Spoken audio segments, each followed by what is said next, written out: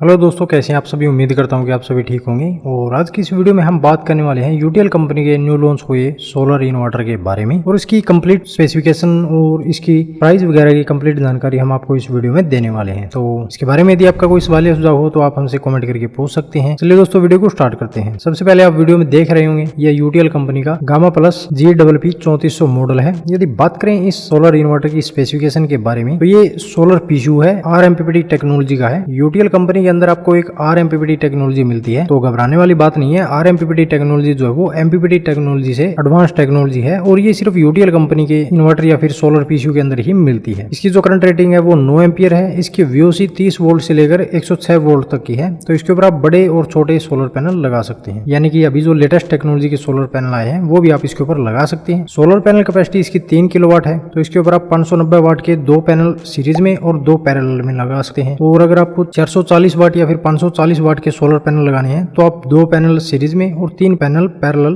Connect कर सकते हैं। अगर आप 400 वाट का सोलर पैनल लगाते हैं तो 2 पैनल आप सीरीज में कनेक्ट कर सकते हैं और 4 पैनल पैरेलली कनेक्ट कर सकते हैं। ठीक है दोस्तों, इन्वर्टर रेटिंग इसकी 3000 VA है। तो इसके ऊपर आप 2400 वाट तक का लोड चला सके, यानी 2.5 किलोवाट तक का लोड आप इसके ऊपर चला सकते हैं। बैटरी कैपेसिटी की बात करें तो ये इन्वर्टर 24 वोल्ट को सपोर्ट करता है। तो इसके ऊपर आप 12 वोल्ट की 2 लेड एसिड बैटरी लगा सकते हैं। और सबसे मेन बात ये कि इसके ऊपर आप लिथियम आयन बैटरी भी लगा सकते हैं या फिर लिथियम फास्फेट बैटरी भी लगा सकते हैं। ये इन्वर्टर लेड एसिड और लिथियम आयन और लिथियम फास्फेट तीनों बैटरियों के साथ में कंपेटेबल रहेगा और 200 AH तक की कैपेसिटी की आप बैटरी इसके ऊपर लगा सकते हैं। तो ये इस इन्वर्टर की स्पेसिफिकेशन है दोस्तों। बात करें इसकी प्राइस की तो वेबसाइट के ऊपर इसका प्राइस 22,044 रुपए दिया गया है। इसके अलावा दोस्तों इसमें आपको काफी सारे फीचर्स मिल जाते हैं, जैसे इनबिल्ट आपको इसके अंदर RMPPT टेक्नोलॉजी का सोलर चार्ज जो कंट्रोलर मिलता है वो नॉर्मल PWM टेक्नोलॉजी से 30% ज्यादा इफिशियंसी वाला है। और इसकी जो आउटपुट होगी वो प्योर साइन वेव की होगी। स्मार्ट LED डिस्प्ले इसके अंदर आपको मिल जाती है, जिसके ऊपर आप देख सकते हैं कि कितनी पावर जनरेशन हो रही है, सोलर पैनल से कितनी पावर आपको मिल रही है, कितनी एम्पियर करंट मिल रहा है। BIS अप्रूव्ड है। इसके अलावा भी आपको इसके अंदर काफी सारे फीचर्स मिल जाते हैं। और सबसे मेन चीज की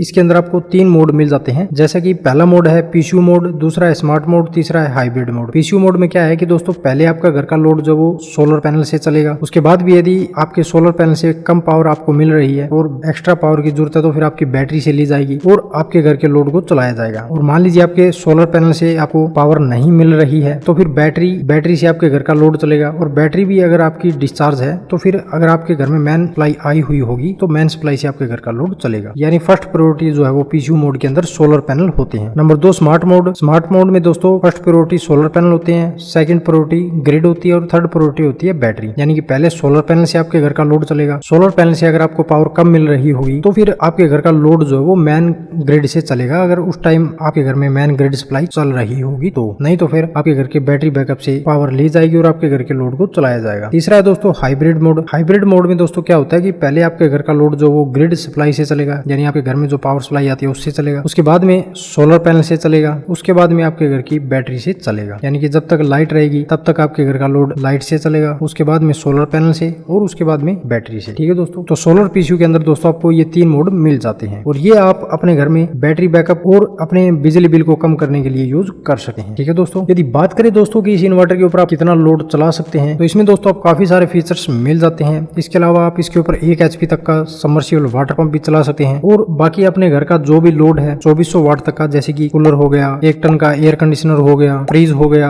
LED बल्ब, ट्यूबलाइट, कंप्यूटर, जो भी आपके घर में 2400 वाट तक का लोड है वो आप इसके ऊपर आराम से चला सकते हैं। तो अभी तक का दोस्तों सबसे लेटेस्ट टेक्नोलॉजी का ये सोलर इन्वर्टर होने वाला है। प्राइस मैंने यहाँ पर आपको बता दिया है। इसका प्राइस 22,044 रुपए वेबसाइट के ऊपर दिया गया है। अगर आप ऑफलाइन मार्केट से इस सोलर इन्वर्टर को खरीदेंगे तो लगभग ये इन्वर्टर आपको 17-18 हजार रुपए के करीब में मिल जाएगा। और कंप्लीट सोलर सिस्टम की यदि यहाँ पर हम बात करें तो इसके ऊपर आपको 3 किलोवाट के सोलर पैनल लगाने होंगे तो आप टॉपकॉन एन टाइप टेक्नोलॉजी के सोलर पैनल ले सकते हैं, जो कि आपको लगभग 18 से 20 रुपए पर वाट के बीच में मिल जाएंगे। तो 3 किलोवाट के सोलर पैनल हमारे यहाँ पर 60,000 के हो गए। इसके अलावा हम 20,000 रुपए और एक्स्ट्रा मान लेते हैं जो कि सोलर पैनल के लिए स्टैंड और वायर वगैरह के हो गए, तो 80,000 रुपए के हमारे सोलर पैनल हो गए। और 24,000 रुपए हमारे हो गए सोलर बैटरी के। लेड एसिड बैटरी की यहाँ पर मैंने बात की है, तो 1,04,000 रुपए हमारे सोलर पैनल और बैटरी के हो गए। इसके अलावा 16,000 रुपए हम इस इन्वर्टर के मान लेते हैं। तो टोटल यहाँ पर दोस्तों 1,30,000 से 35,000 रुपए के करीब में आपको ये कंप्लीट 3 किलोवाट का सोलर सिस्टम मिल जाता है। अगर आपको दोस्तों 1 टन का एयर कंडीशनर चलाना है या फिर 1 HP तक का समरसीबल भी चलाना है और बाकी अपने घर का लोड भी चलाना है तो आपके लिए ये सोलर पीयू बेस्ट रहेगा। और लगभग 1,20,000 से 1,35,000 रुपए के बीच में आपको ये सिस्टम कंप्लीट मिल जाएगा। इसके अलावा दोस्तों वीडियो के बारे में यदि आपका कोई सवाल या सुझाव हो तो आप हमसे कमेंट करके पूछ सकते हैं। मिलते हैं दोस्तों इसी तरह की नेक्स्ट जानकारी के साथ, तब तक के लिए धन्यवाद।